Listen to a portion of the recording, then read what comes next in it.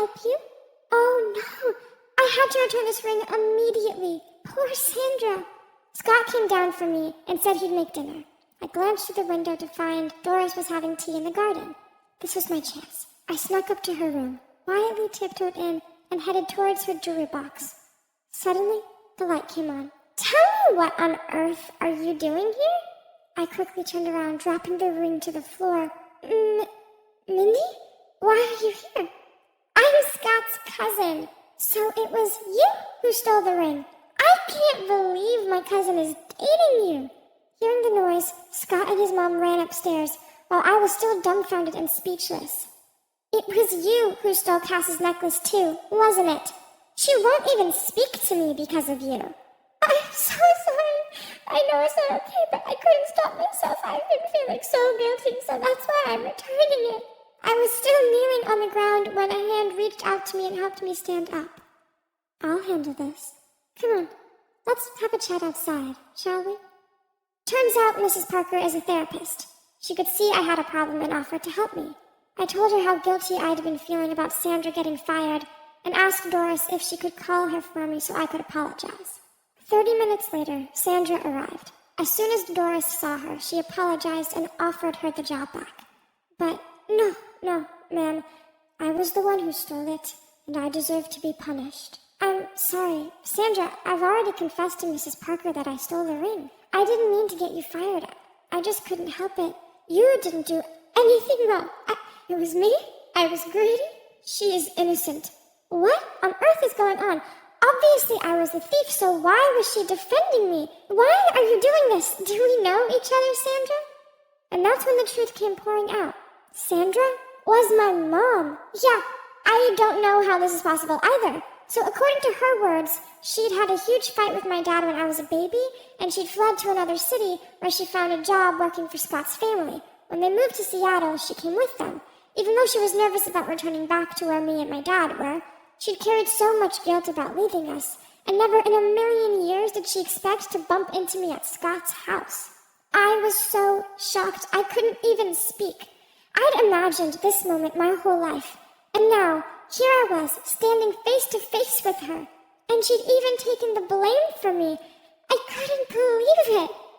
"Mom, I'm so sorry that I stole the ring. I can't believe you're really here." "Sweetie, you don't need to apologize.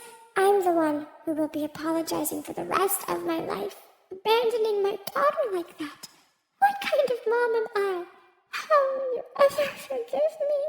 We stood there, hugging for what felt like forever, and I knew in that moment that I'd never steal again. Doris diagnosed me as having kleptomania due to a lack of love for my mom.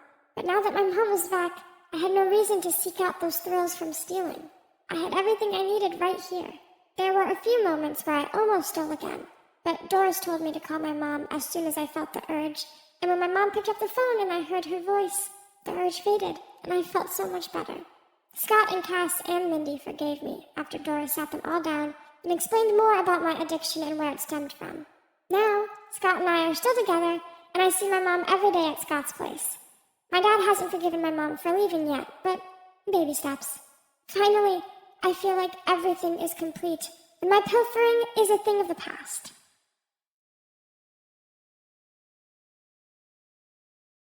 Hi there, I'm Flora, Portside High School cheerleading captain and beauty pageant queen.